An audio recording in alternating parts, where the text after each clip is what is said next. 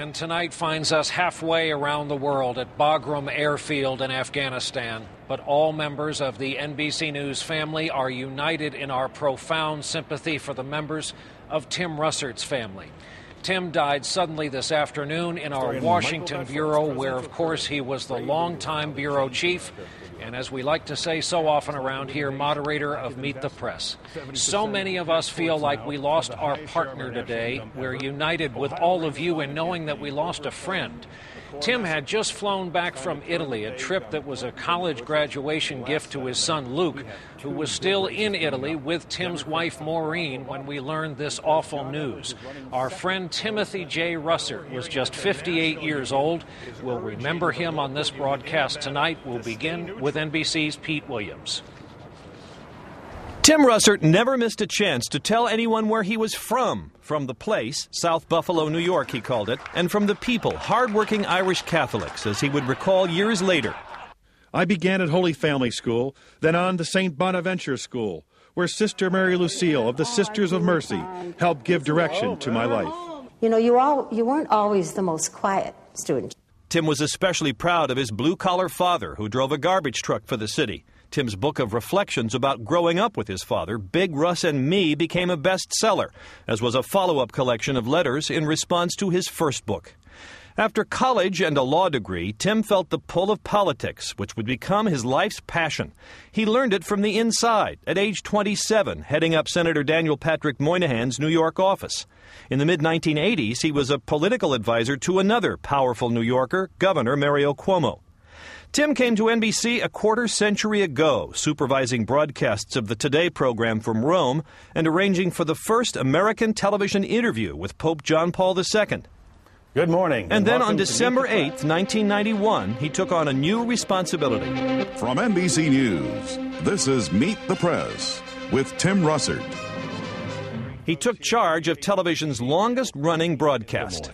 That's all for today. If it's Sunday, it's Meet the Press.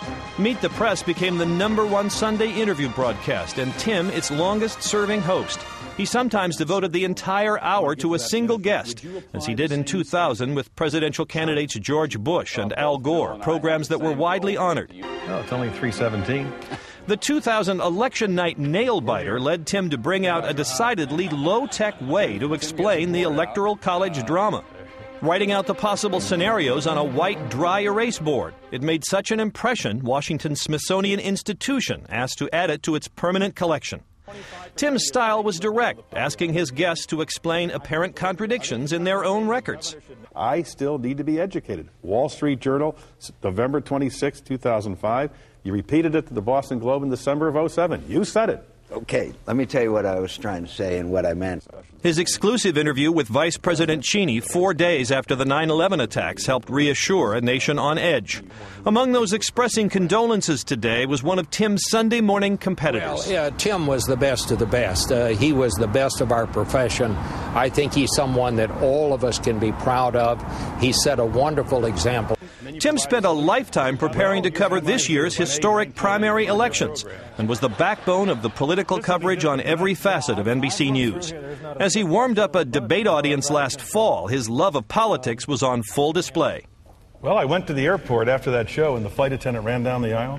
She said, "What did you think about Ross Perot?" I said, "Ma'am, I never comment on my guests or behavior. I leave that for others, talk radio, cable, whatever. But I'm curious, as a flight attendant, as a viewer, as a voter, what did you think of Ross Perot?" She paused, looked down, looked up, and said, "He strikes me as the kind of guy that would never return his tray table to the upright position."